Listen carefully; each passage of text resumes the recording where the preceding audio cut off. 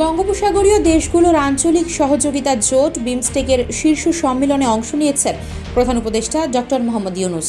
শুক্রবার সকালে ব্যাংককের শাংগ্রিলা হোটেলে আয়োজিত এই শীর্ষ সম্মেলনে যোগ দেন ভারতের প্রধানমন্ত্রী নরেন্দ্র মোদীও। সম্মেলনের সাইডলাইনে নরেন্দ্র মোদী ও ডক্টর মোহাম্মদ ইউনূসের মধ্যে দ্বিপক্ষীয় বৈঠক অনুষ্ঠিত হয়েছে। বিমস্টেকের শীর্ষ সম্মেলন শেষে শুক্রবার স্থানীয় সময় দুপুরের পর দুই প্রতিবেশী দেশের শীর্ষ নেতা বৈঠক করেন।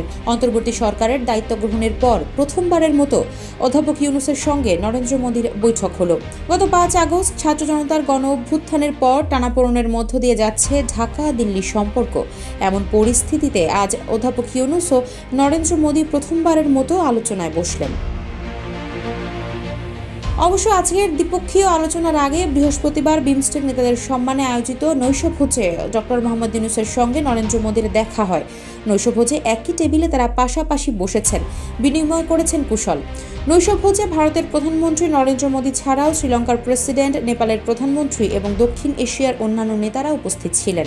সম্মেলনের আয়োজক থাইল্যান্ডের প্রধানমন্ত্রী পেতংতান সিনাওয়াত্রা এই নৈশভোজের আয়োজন করেন। এর আগে বিমস্টেক শীর্ষ সম্মেলনের ফাঁকে প্রধান উপদেষ্টা ডক্টর মোহাম্মদ ইউনূসের সঙ্গে ভারতের প্রধানমন্ত্রী নরেন্দ্র মোদীর বৈঠক চেয়ে দিল্লিকে চিঠি দিয়েছিল ঢাকা।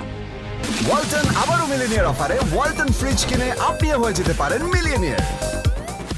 ছাত্র জনতার অভ্যুত্থানে গত বছরের ৫ আগস্ট আওয়ামী লীগ সরকারের পতনের পর ওই বছরের ৮ আগস্ট অধ্যাপক মোহাম্মদ ইউনূসকে প্রধান উপদেষ্টা করে অন্তর্বর্তী সরকার গঠিত হয়।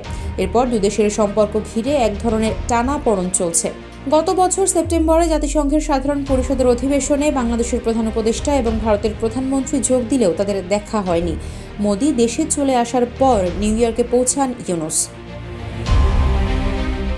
অধ্যাপক ইউনূস দায়িত্ব গ্রহণের ৭ মাস হলেও দুই নেতা মুখোমুখি হননি, যদিও ক্ষমতা গ্রহণের পর ইউনূসকে অভিনন্দন ও শুভেচ্ছা জানিয়েছিলেন মোদী। গত ২৬ মার্চ বাংলাদেশের স্বাধীনতা দিবস উপলক্ষেও শুভেচ্ছা জানিয়ে অধ্যাপক ডক্টর মোহাম্মদ ইউনূসকে চিঠি পাঠিয়েছিলেন নরেন্দ্র মোদী। এদিকে বিমস্টেক শীর্ষ সম্মেলনে যোগ দিতে বৃহস্পতিবার সকালে ব্যাংকক পৌঁছান প্রধান উপদেষ্টা ডক্টর ইউনূস। এরই মধ্যে বাংলাদেশকে বিমস্টেকের পরবর্তী সভাপতির দায়িত্ব হস্তান্তর করেছে থাইল্যান্ড।